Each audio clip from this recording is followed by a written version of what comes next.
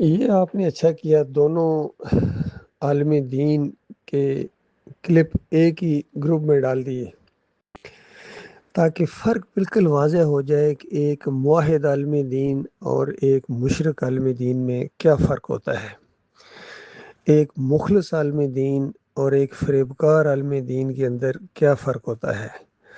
اور یہی قرآن کا انداز ہے۔ سورہ البقرہ کے اندر دو کردار اکٹھے بیان ہوئے ہیں، اور ایک کردار کے بارے میں مالک فرماتا ہے وَمِنَ النَّاسِ مَن يُعْجِبُكَ قَوْلُهُ فِي الْحَيَاةِ الدُّنْيَا وَيُشْهِدُ اللَّهُ عَلَى مَا فِي نَفْسِهِ وَهُوَ أَلَدُّ الْخِصَامِ، کہ انسانوں میں سے کوئی ایسا بھی ہوتا ہے، بڑا چرب زبان ہے، بولنے کی مہارت رکھتا ہے، الفاظ کا چناؤ ہے، اور لوگوں کا دل موہ لیتا ہے۔ کافی لوگ اس کے بیانات کو پسند کرتے ہیں، اور اللہ کا نام، دین کا نام بار بار وہ لیتا ہے اپنے بیانات کے اندر تاکہ لوگ سمجھیں کہ یہ بڑا دیندار ہے، مخلص ہے۔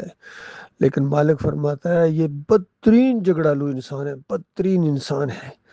اور پھر آگے اس کی مزید اس کی جو کوتاہیاں ہیں، عیب ہیں، اس کے مالک بیان فرماتا ہے کہ جب اس کو موقع ملتا ہے، کوئی ذمہ داری اس کو سونپی جاتی ہے، یا کوئی بھی وقت جب آتا ہے، تو اس کے بعد ایسا دوگلا ثابت ہوتا ہے، ایسا دنیا دار، دنیا کی طرف یہ جھک جاتا ہے، اور پھر انسانیت کی تباہی کا باعث بنتا ہے۔ تو یہ مثال ہے آج کے اس مفتی طارق مسعود کی، کس طرح مسئلے بیان کرتا ہے لیکن کوئی چیز خود ماننے کے لیے تیار نہیں ہے، دین فروش ہے، اجرت لیتا ہے، اجرت کا قائل ہے، مسخرہ بھی ہے۔ حیرت ہے، لوگ اس کو سنتے ہیں چونکہ چرب زبان ہے یہ، اور عام طور پر اس کا واسطہ بھی ایسے لوگوں سے پڑتا ہے جو اسی کے مسلک کے ہیں، تو وہ اس کو بس پسند کرتے ہیں۔ تو کسی نے سوال پوچھا کہ یہ مشرک کے ساتھ قربانی میں حصہ لینا کیسا ہے، تو پہلے تو کہتا ہے بالکل کسی مشرک کے ساتھ نہیں آپ نے حصہ لینا ہے۔ تو بتاؤ کوئی ہندوؤں، سکھوں یا یہودیوں اور عیسائیوں کے ساتھ کی بات پوچھ رہا ہے؟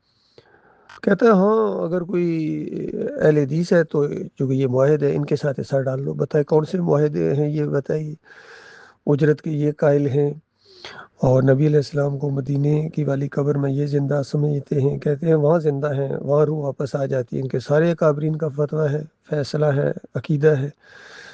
اور دور سے اگر کوئی صلاۃ والسلام پڑھے تو کہتے ہیں وہاں مدینے والی قبر میں پیش کیا جاتا ہے۔ توصیف الرحمان یہی راگ الاپتا ہے، سارے اہل حدیث یہی عقیدہ رکھتے ہیں، گنبد کے یہ بجاری ہیں، گنبد کے رکھوالے ہیں۔ تو بتاؤ یہ معاہد ہے؟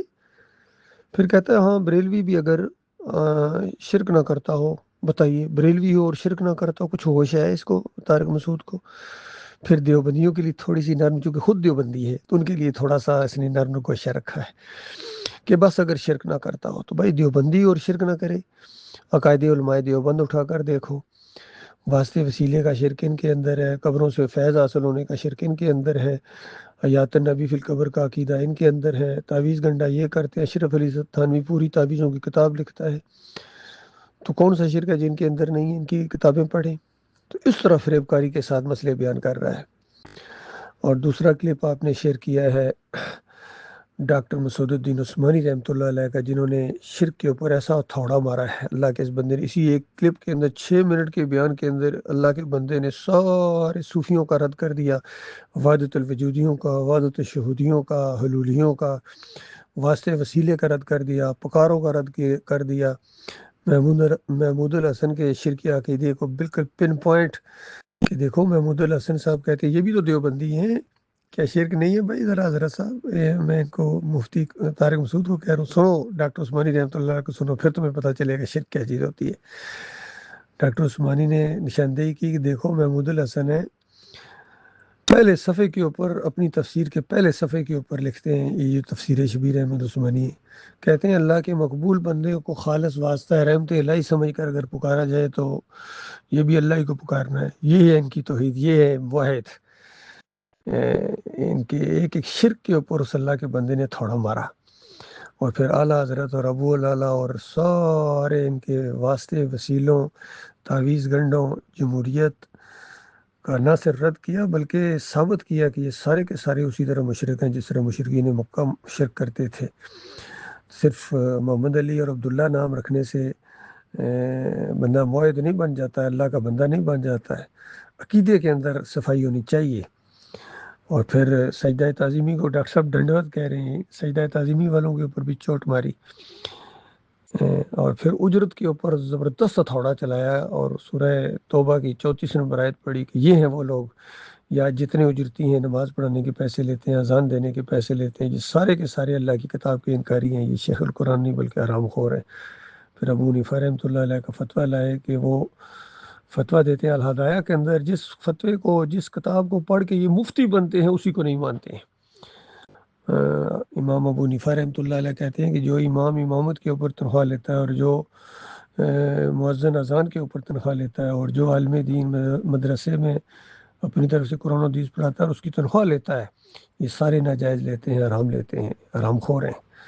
تو اس انداز سے اندازہ لگائیے یہ ہے معاملہ آج۔ موازنہ اگر آپ نے کسی نے کرنا ہے تو ایک طرف ڈاکٹر عثمانی رحمۃ اللہ علیہ ہیں اور ان کے ساتھی ہیں، مخلص ساتھی ہیں، اور دوسری طرف یہ پورا جمع غفیر ہے، پوری دنیا کے اندر یہ علماء پھیلے ہوئے ہیں، چاہے فارغل تحصیل ہوں، دیوبند سے، بریلوی مدرسے سے، جامعہ ازہر سے ہوں، مدینہ یونیورسٹی سے ہوں، سارے کے سارے عقیدے کی خرابی کے اندر مبتلا ہیں۔ تو اللہ کے بندو، آج کے دور کا یہ مسئلہ ہے، پہلے ایمان درست کرو، پھر تمہارے اوپر قربانی ہے، پھر صلات ہے، پھر عمرہ ہے، پھر حج ہے، اور پھر صوم ہے۔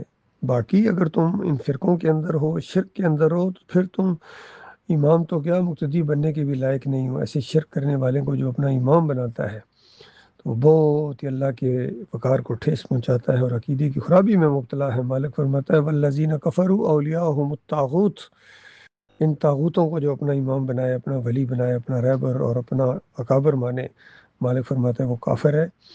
اور یخرجونہم من النور الی الظلمات، وہ ان کو نور سے نکال کر ظلمات میں لے کے جائیں گے۔ اگر پہلے کوئی ایمان کا نور آ بھی گیا ان کے اندر، توحید آ بھی گئی ہے، تو وہ اپنے اکابرین کی بات جب مانیں گے تو پھر اسی سجدہ تعظیمی میں چلے جائیں گے، پھر پکارے لگائیں گے، اور پھر نظر و نیاز کے اندر کوئی چلا جائے گا، پھر انہی کے پیچھے نمازیں پڑھے گا، پھر ووٹوں میں حصہ لے گا، سب کچھ پھر ان کے اندر لوٹ آئے گا۔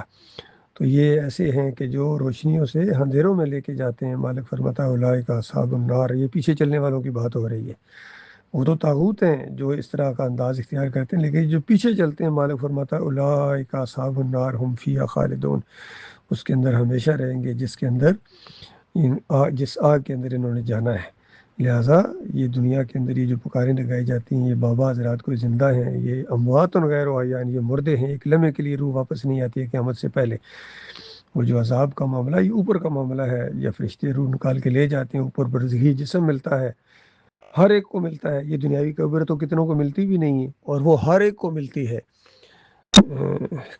وہاں سب کچھ سوال و جواب ہوتے ہیں، عذاب و راحت کا معاملہ وہاں گزرتا ہے۔ ان قبروں کے اندر یہ ہڈیاں ہیں، خاک ہو جاتا ہے، پنجر ہیں، کوئی سلامت نہیں رہتا ہے۔ یاد رکھیے سب کے اوپر یہ دور گزرتا ہے۔ اللہ تعالیٰ غور و فکر کرنے کی اور ایمان خالص کرنے کی توفیق عطا فرمائے، تاکہ ہمارے اعمال قبول ہوں، قربانیاں قبول ہوں، دعائیں قبول ہوں، اور امت مسلمہ جو اب ذلت اور خواری کے اندر ہے، اس کی نجات کے لیے نکلنے کا کوئی راستہ ہے۔ یہ ایک دعوت ہے، توحید کی دعوت، رد شرک، اس کے علاوہ کوئی اور چارہ نہیں ہے۔